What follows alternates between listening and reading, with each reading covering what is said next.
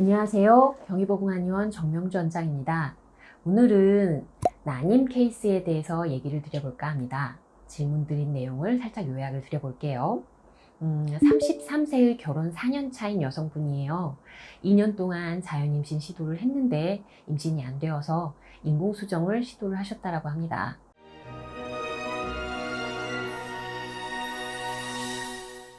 첫 번째 인공수정에서 과배란을 했는데 난포가 3개 정도?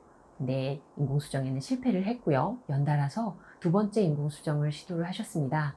그런데 두 번째 인공수정에서는 과배란에 대한 반응이 썩 좋지를 않으셔서 난임병원에서는 난소 나이가 조금은 더 높게 나왔으니 3개월 정도는 쉬어보시는 것이 어떻느냐라는 제안을 받으셨다고 해요.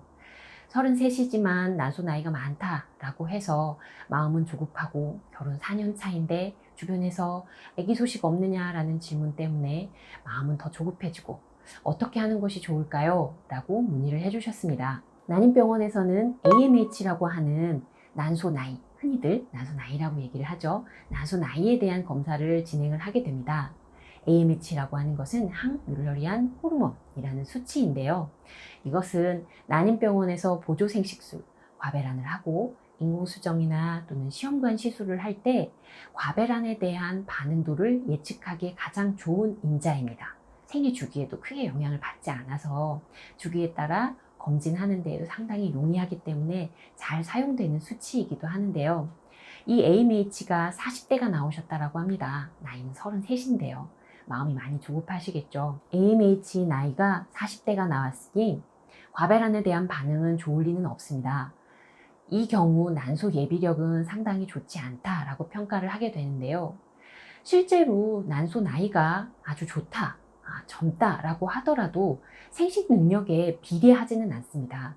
물론 AMH가 좋은 수치가 나오게 되면 보조 생식술을 시도하는 데에도 좋은 환경이므로 더더욱 좋습니다 라고 얘기를 할 수는 있겠으나 AMH가 40대라고 하더라도 그게 생식 능력이 아주 안 좋습니다 라고 얘기를 할 수는 없습니다. 실제로 AMH가 아주 좋아서 과배란에 대한 반응이 좋고 난자의 개수를 많이 얻는다라고 하더라도 이 시기에 실패하는 경우 또는 인공수정에 실패하는 경우들도 상당히 많습니다.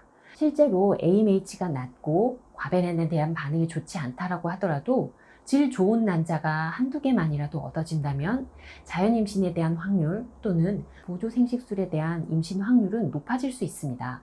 따라서 이 경우에는 낮은 AMH 수치에 대해서 걱정을 하시는 것도 우려될 상황이기는 하겠습니다만은 한두 개만이라도 질 좋은 난자를 얻기 위한 난소 기능에 대한 개선을 목표로 삼는 것이 중요합니다. 난소 기능 개선이란 많은 개수의 난자를 얻지는 못한다라고 하더라도 한두 개의 질 좋은 난자를 얻기 위해서 최대한의 치료 포커스를 맞춰 치료를 하게 되는 것인 건데요.